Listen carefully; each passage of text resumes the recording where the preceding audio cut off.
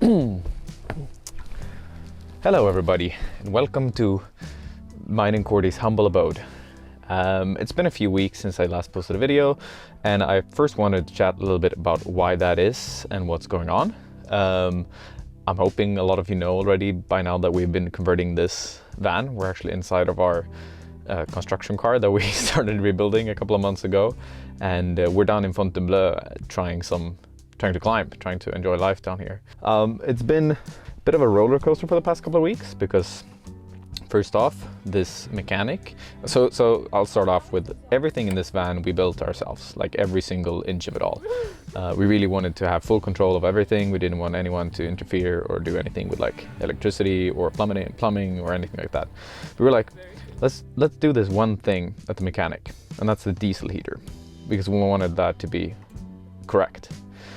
And so this mechanic first off installed a pretty lethal heater, and luckily I'd done a little bit of research beforehand and I knew how it was supposed to look. So because they'd kind of trashed the inside of our van when they were doing the work, I decided to check underneath the van and noticed that it was a shit show. So first we had to take care of that for a few weeks, and then once we actually got on the road a month later than we initially wanted, we got robbed the other day on Christmas. So we were visiting Felix and a couple of friends who were staying at an Airbnb, and when we went to this Christmas dinner and came back, and our computers had been stolen, and some chargers, my gimbal, some other small electronics, and some cameras from my friend. I was pretty lucky because I actually brought my video camera with me, so I had some stuff left, and as well as this editing computer that I use a lot, which I was extremely fortunate about, because I was like, Cordy mentioned in the last minute that things can get stolen on Christmas, and I brought it. Anyways, this is actually not what the video is supposed to be about. I just wanted to give you guys a brief update on why it's been a little bit less videos lately. The idea from now on is that I'm gonna start doing YouTube kind of full-time for at least a few months, and see how I feel about it, how much fun I find it. And so far I'm really excited. We've shot a few videos, or we've started shooting a few videos, and I think a lot of bangers are gonna come up. Had a few outdoor sessions where we kind of climbed on all types of different stuff. It's been a bit of a weak month. I'll get into that a little bit later, just because we've been working on the van and dealing with all this crap. But yeah, that's kind of the brief update. I didn't want this to take too much time of the video, because what we're actually going to do today I think is going to be a lot of fun. I've collected a lot of my favorite moments of when I've been climbing, and put them together in this like 10-minute video of some of my most memorable and favorite ascents that I figured we could watch together, because it's like, I don't know, it might be hard for some people to understand why I'd want to live in a van and just go around climbing all the time. But I feel like, because I was collecting these videos and I've just understood it a little bit more myself, why I enjoy it so much. So that's going to be the idea for this video. We're just going to watch through some memories, and yeah, I just want to show you guys why I love climbing so much in this 10-minute format. So I figured we could start things off with this clip from Houdini Assist OG, which is probably the longest project I've ever had. It took me nearly 7 years to complete this boulder, and it's just, yeah, let's just have a look at this end and enjoy it for what it is.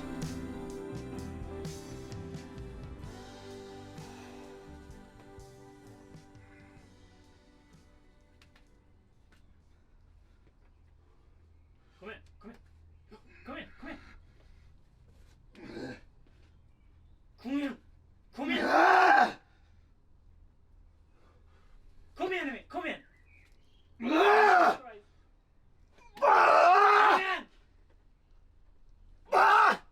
Kom igen! Kom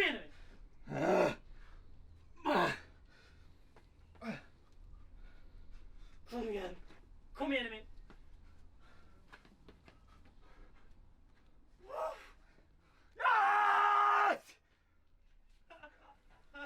Whoa!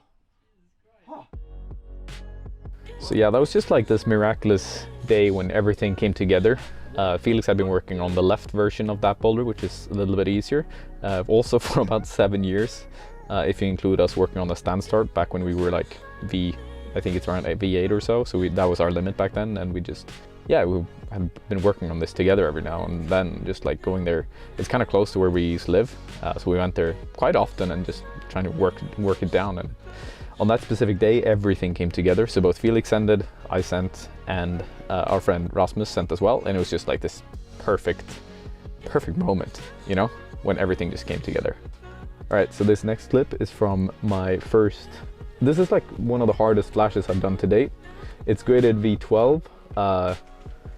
I mean, I'd say it's a little bit easier if you ask me, but it's definitely like a fairly hard boulder. So yeah, let's just have a look at that clip as well.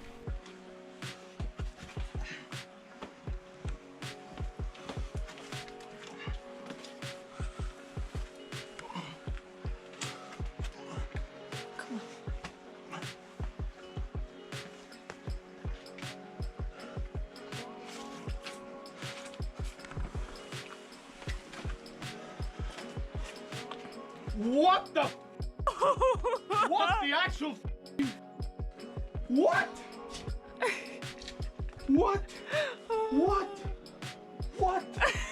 What? Yes! What? What? Just what?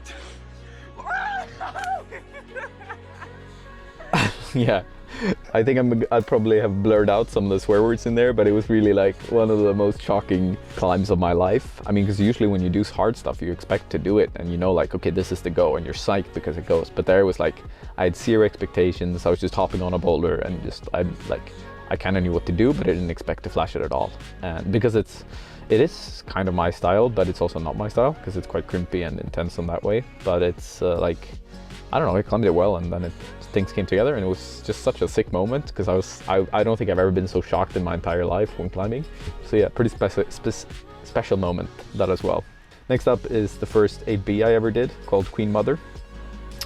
So this boulder is like, I would go out to it when it was minus 25 degrees Celsius, which is minus 4 Fahrenheit or something, I think. It was very cold, I can tell you that much. It's like this boulder that's always climbable in the winter, but during the autumn you can barely do anything on it. So it's kind of like, you know, you go when you can. And yeah, this was my first 8B, one of the also the longest projects, one of the longest projects I had at the time, and it's a very special climb to me.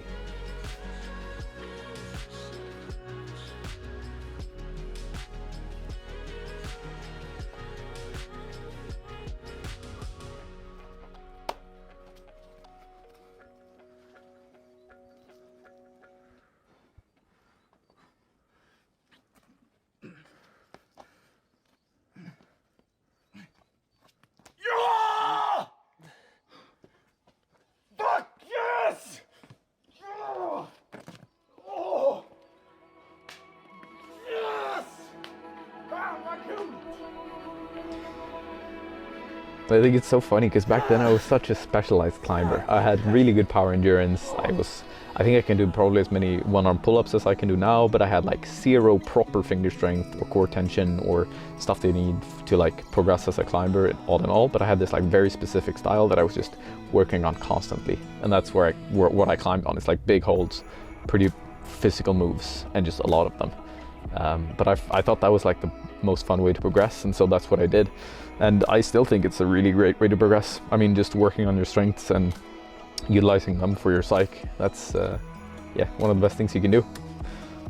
Oh, here's another one from Lofoten.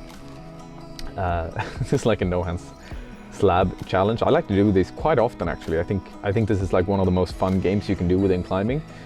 Climb things without your hands and just like or without your feet. That works as well sometimes. And just enjoy these small challenges. I mean, because every climb you do is like your own individual challenge, and this is just another variation to it. And I worked on this for it was like mosquitoes everywhere. I was dying, I had them in my eyes, but I was just like, okay, let's do this climb. This is gonna be so much fun. And worked on it for a little while, and then just kind of walked up it. And it was just a sick moment, I guess.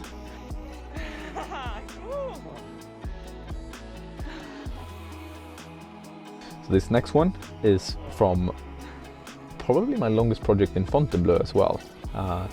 It's called Control Technique. It's this really intricate, delicate kind of bulge that you try and get up. And you just, I mean, when I was climbing like 7B plus, I tried this boulder for the first time, and it's just, I don't know, it felt just as close as it did on the day that I actually did the climb, but for some reason on that day it clicked. It was just like, I finally understood some small intricacies that made it possible.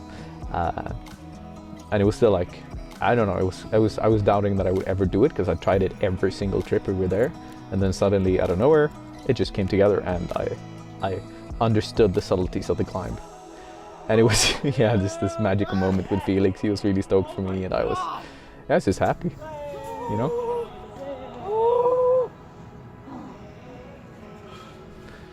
Anyway, next climb is like this mythical 8B in Sweden, at one of the chossiest crags in Stockholm called Nacka. It's called ödmjuk, or humble, because it's quite humbling. Like the first many times that I tried this boulder when I was at this crag, I couldn't establish, I couldn't do anything on it. And then this one season I'd gotten pretty strong. This was like a year ago, and suddenly, you know, maybe it was this fall, I don't even remember, but it was just like things came together, and I just or this spring, and it's just, I don't know, I felt progression, and I felt very humbled by this boulder for many years, and suddenly I could beat it, and that was just, yeah, it's a sick moment. I was out with Nick and we were just enjoying life to the fullest. I'll never forget that day, actually. It's just awesome. Yeah. Oh! Alright, Bam! this next one might be a bit controversial, because it's maybe not one of my most special scents, but it was definitely the most special indoor scent that I've ever done. It's from when I was working with the Wide Boys doing this. They sent me some cracks, and I tried to set some boulders on it, and I set this crack dyno that I thought was just, I know it looks kind of dumb, it's not special at all for most people, but for me it definitely was this weird, unique moment. Next up is one of my, I think it's the hardest first ascent I've ever done. There's this block in Sundsvall, a couple of hours north, with this dyno that we're going to see at the end, that has a sit start, the dyno, and which is called Matrix, and then Matrix Revolutions, Matrix Reloaded, and then this is Matrix Revolutions, which is a slightly harder version to the sit start that goes out, traverses to the left in the start. It's a pretty chassis line, but it was a very special moment, because I don't know, it's just, I felt really strong that day, and I was like, damn, I'm starting to become a good climber, in my eyes, I felt anyways, and it was just funky to see. Okay, next up is from a video I made last year of a boulder called Hourglass, which is this 8B really crimpy line, and I thought when I tried it a couple of years back that I would never ever, I hadn't even tried the boulder, because I thought I'd never ever be able to do anything on it, and then this one year I was starting to feel like my fingers were strong, and I decided to try it.